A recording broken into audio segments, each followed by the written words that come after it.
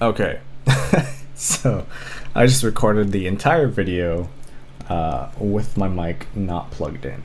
So I guess I'm just gonna go over how I did this again. So we're gonna make something similar to what we got on screen right here.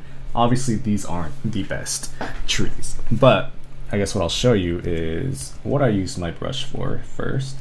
So here's the illustration I created the brush for. Oh, what's going on? There we go. All right, so I used it on these trees, on bushes in the back, and as you can tell, it's pretty rough and painterly. It's not supposed to be like a perfect brush or anything, but it gets the job done. You know, from far away, if you look at it zoomed out, it looks pretty good, at least in my opinion. So the way you use this brush, by the way, it's a free brush that I put on my gumroad. You can go to the link in the description below, download it for free. You can donate money if you want, so if you do, thank you for that. But I didn't want to put a paywall behind the brush.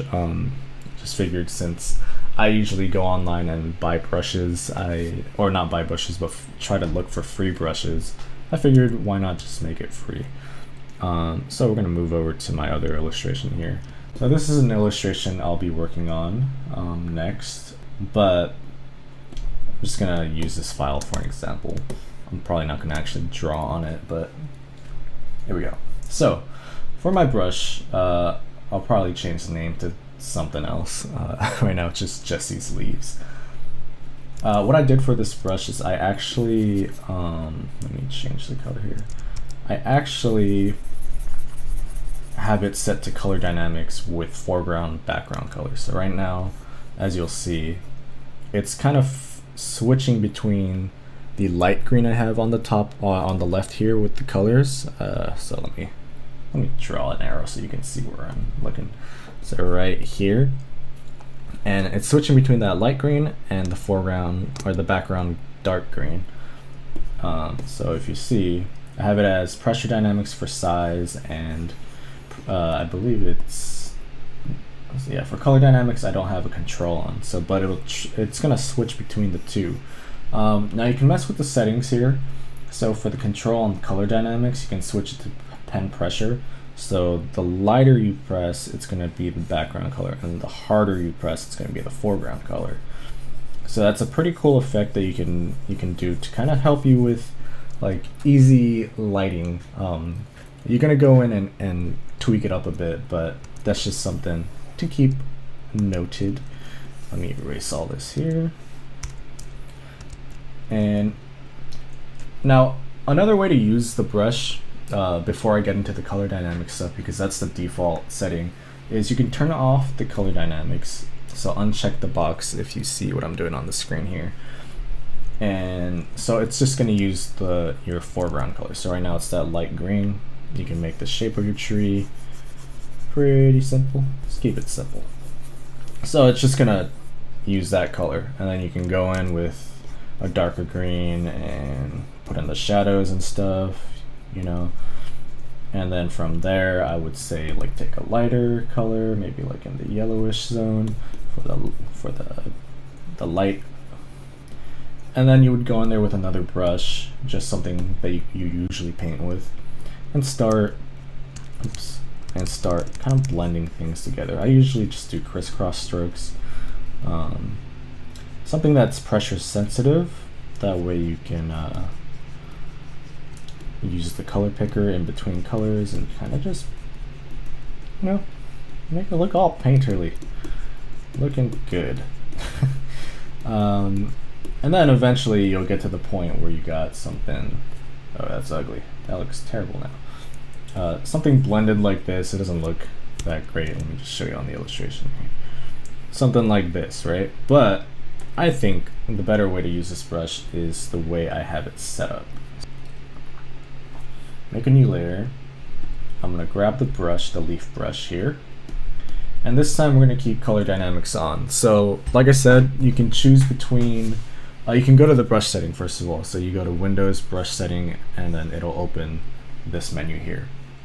And what you can do is click on color dynamics, and you can change the control to pen pressure, or you can leave it as is. But okay, so I'm gonna change my foreground color to like a yellow, background color to maybe like a darkish, a mid-green. All right, and if you watch how the brush lays it down, it kind of just, you know, there you go. It's got both colors in there.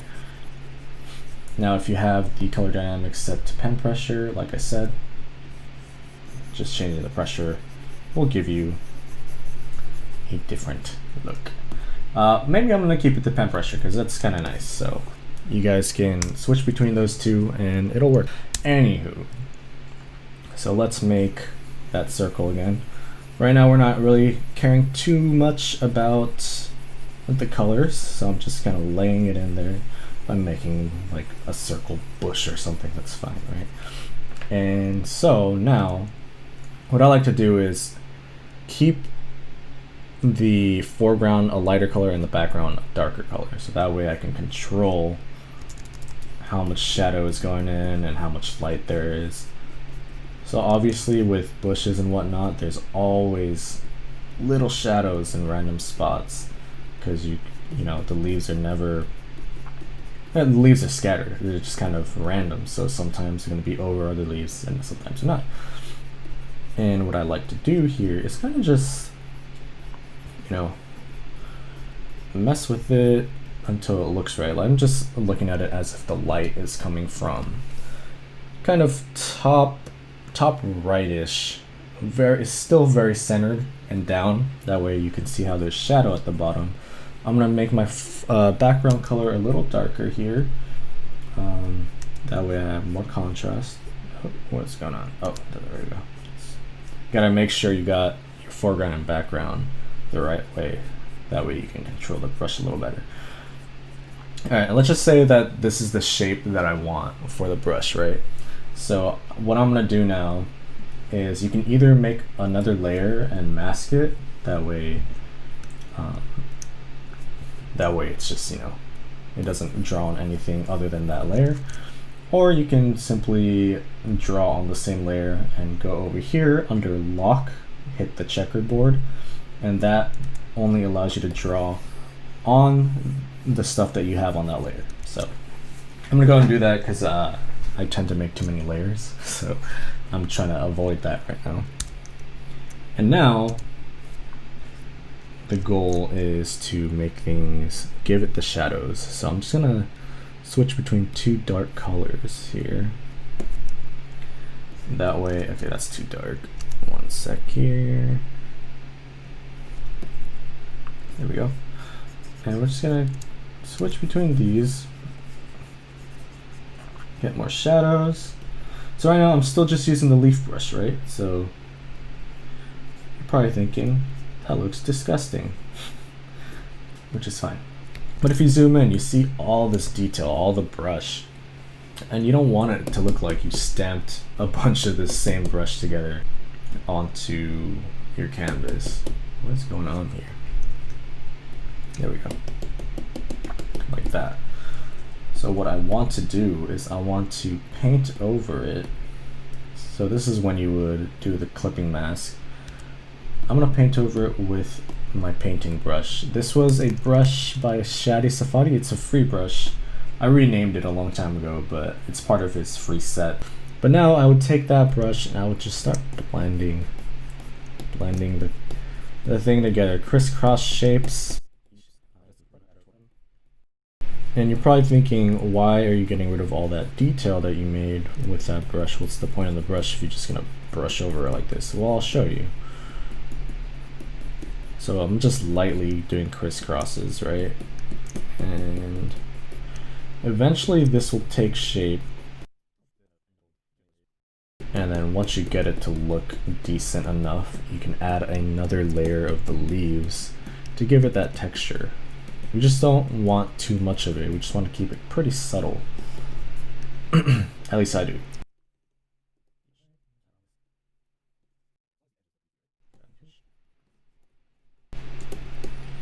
Alright, so something like that, right?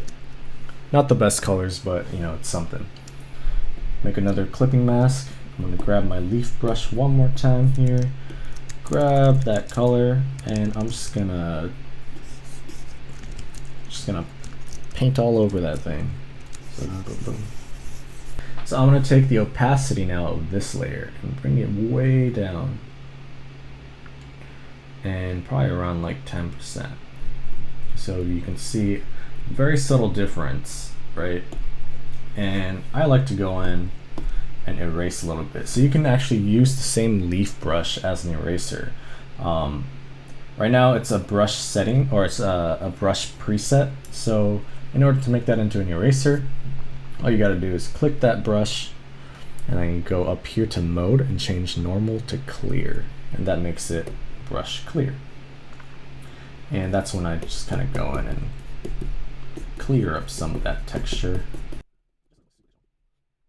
There you have it. Obviously this is not the most beautiful tree, but I think you guys get the idea. Hopefully that was helpful.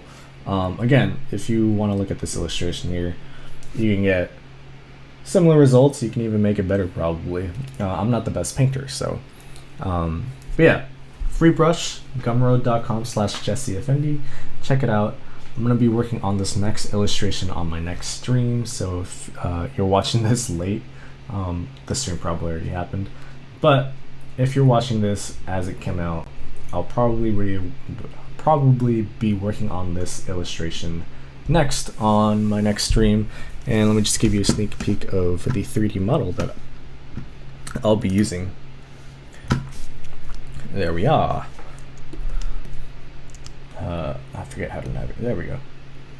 Yeah, I modeled this so that I can use it in my illustration.